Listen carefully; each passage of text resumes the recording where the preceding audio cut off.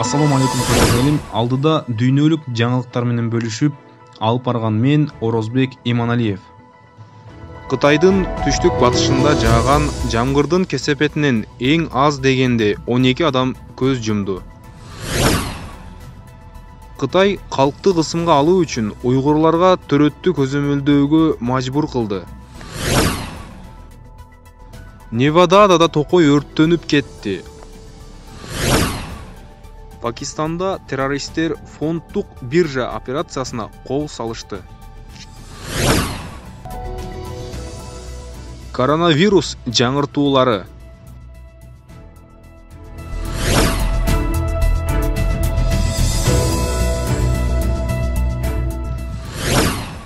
Өлкөнүн түштүк батышындагы Сичуан провинциясында нөшөрлөп жааган жамгырдын кесепетинен кеминде 12 адам көз жумду.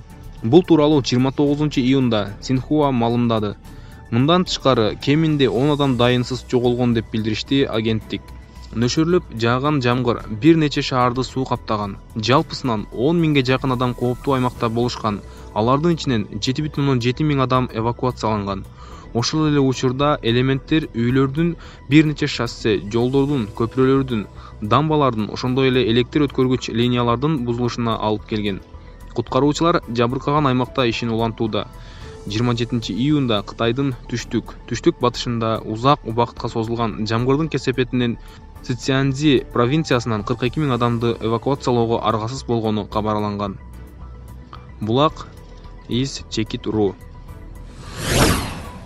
Кытай өкмөтү уйгур калкынын арасында төрөлүүчүлүктү кыскартуу үчүн уйгур мусулмандарына катуу чараларды көрүүдө. Бул аз балалуу болушун шарттайт. Жеке аялдар төрөттү мажбурлап контролдоо жөнүндө алдын ала айтышса да, бул тажрыйба мурда белгилүү болгондон кыйла кеңири тараган, жана системалуу болуп саналат. Өкмөттүк статистикалык маалыматтарга, мамлекеттик документтерге жана 30 жыл мурдагы камактагы адамдар, үй бүлө мүчөлөрү жана мурдагы камалгандар менен маектешүүлөргө ылайык. Лагердин инструктору. Акыркы 4 жыл аралыгында алыскы батыш Синьцзян аймагында жүргүзүлүп жаткан өнөктүк айрым эксперттер демографиялык геноцид деп атап жатышат. Мамлекеттик азчылык аялдарды кош бойлуулукту текшерүүдөн өткөрүп турат. Жүздөгөн, миңдеген адамдарга стерилдештирүү, ал тургай бойдон алдыруу боюнча мажбурлайт. Жияларды колдонуу жана стерилизация жалпы республикада азайып баратканына карабастан, Синьцзянда кескин өсүп жатат. Булак Steve News. Кургак аба ырайы жана катуу шамалдан АКШнын батышында токой өрттөнгөн. Невададагы Черлостан тоосунда күчтүү өрт чыкты. Шамалдын ылдамдыгы саатына 100 км ылдамдыкка жеткендиктен жалын 80 гектардан ашык аянтты каптады. Акыркы маалыматтарга караганда өрт азырынча локалдаштырыла элек. Өрт өчүрүүчүлөр жана токой күзөтчүлөрү иштөөдө. Булак Tver Checked. Карачиде биржадагы террордук кол салуудан 8 адам өлүп, дагы 7 жаракат алышты. 4 согушкер имараттын башкы киреберишинде граната жардырып, пулеметтон катуу ок чыгара башташкан. Коопсуздук күчтөрү келип, кол салгандардын бардыгын жок кылды. Ошол эле учурда салгылашта 3 күзөтчү жана 1 полиция кызматкери набыт болду. Булак Tver Checked. Коронавирус романынын пандемиясынан улам дүйнө жүзү боюнча 501 миңден ашуун адам каза болду. Джонс Хопкинс университетинин тутумдук илим жана инженердик борборунун маалыматы боюнча дүйнө жүзү боюнча 10,1 миллиондон ашык адамга жаңы дем алуу вирусу пайда кылган COVID-19 диагнозу коюлган.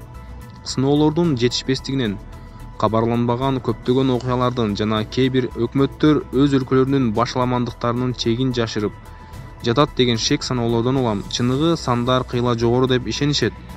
Декабрь айында Кытайда биринчи учурлар аныкталгандан бери Америка Кошмо Штаттары эң начар жабыркаган өлкө болуп калды. Анын диагнозу 2,5 миллиондон ашкан жана жок дегенде 125,803 адам өлүмгө дуушар болгон. Булак ABS News. Бишкекте ооруканада жатып, абайлагыла, бет кап кийгиле деп чөнтөк телефонуна жаздырган видеосу интернетте тараган адам 29-июнга караган түнү улуттук госпиталда каза болду.